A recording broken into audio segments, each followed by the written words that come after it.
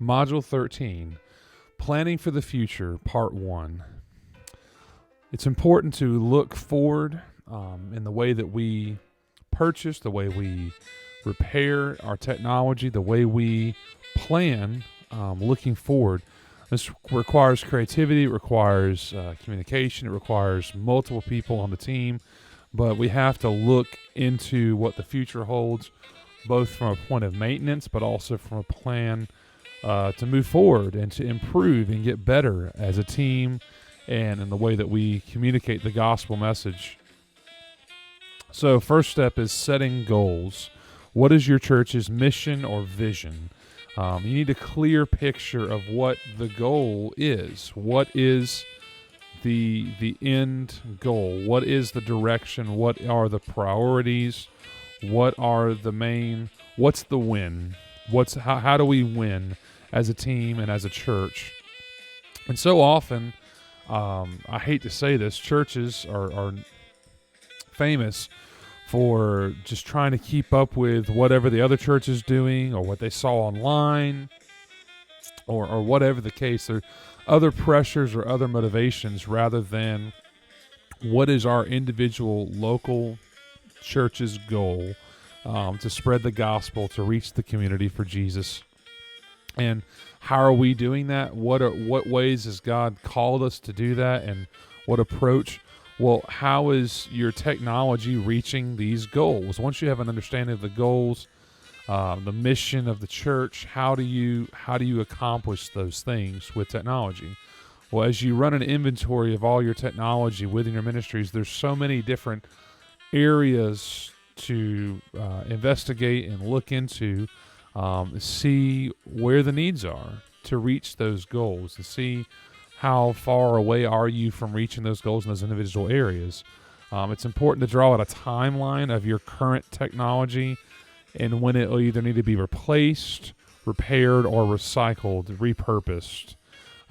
There's all of these things.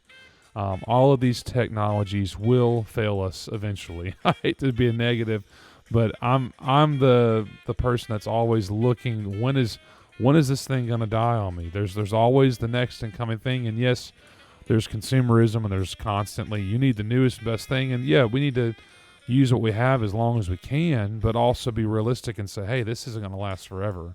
There's no way. It's not how things work. It's not how technology is, and there's updates, and I'll just be honest, you have to be careful even with the updates and things that you do, because that can also, render your current hardware or software useless. So be careful how quickly you make changes.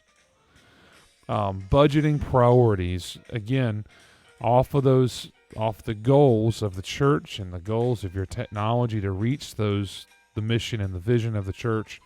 You've got to set some budget goals, some perspective, and then, like I said, budgeting for maintenance sake to maintain what you have is one perspective. But then it's important perspective. But you also have to budget for the future and where you believe the church is going and how God. Again, this is all massively important perspective. Where is the church headed? In what ways is the technology going to be a part of that? And this is where I really think you have to ask the hard questions. Realistically, what are we doing, and how are we planning on going about it? And how much is that actually going to cost? And how can we realistically reach those goals? And in realistically, what timeline? Well, you look at this, you develop a long-term perspective. You start thinking not just what's going to get us through this week, this month, this year, but rather what is our long-term goals? What are our long-term perspectives here, and how do we plan on this? So really, you don't want to just look at the day-by-day or the weekly or the monthly. You want to look at an entire year. But truly, an entire year is the beginning of the conversation. Just this perspective right here, you see all 12, all 6 months here, then you got 12 in total. You've got to look beyond that. You've got to see long-term planning as like a 5-year plan. So not just where do we want to be a year from now, but what about 5 years from now? What's our advancement towards the kingdom? And then a decade, I know that seems wild to think about that, but truthfully, where would we want to be? Where do we want our technology to be?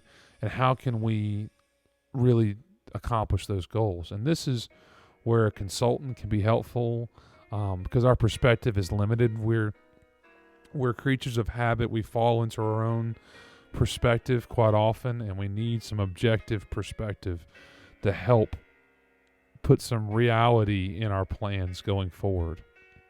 And so, you can't just rely on your own perspective in that. So you have to consider the many layers, and we'll talk more about this in the next module.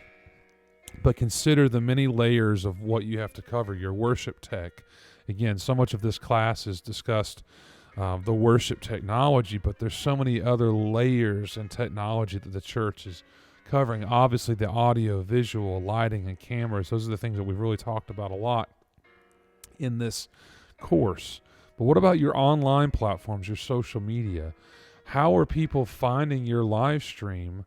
Are they finding it through your website? Are they finding it through social media? Are they finding it? Surely they're not finding it through word of mouth. Well, maybe they are. What are your current places of influence, your current places of reach, and how can you improve the areas that need to be improved more? And some of this stuff is not incredibly expensive. It just requires some time and some effort and some perspective. But what about your online platforms? What about your youth and children areas? They say that if your church is growing, you need to spend a large majority of your budget, your annual budget as a church, on this age group right here. What is the goal if we're not reaching young people and bringing them to the Lord and bringing those families and to grow the church and grow the kingdom and reach others for Jesus. And so, we have to keep those areas running so those kids can have their activities and things that have going on. There's other meeting places, fellowship hall, classroom, Sunday school. They all a lot of times require certain types of technology. And one of those things is Wi-Fi. So many people use Wi-Fi now, and they need to be able to run it for meetings and different events. And you've got to have a good Wi-Fi around your campus. This is just a quick overview, and we'll talk more in depth in this last and final module.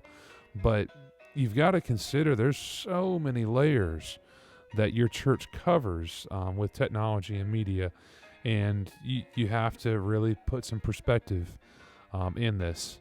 And thank you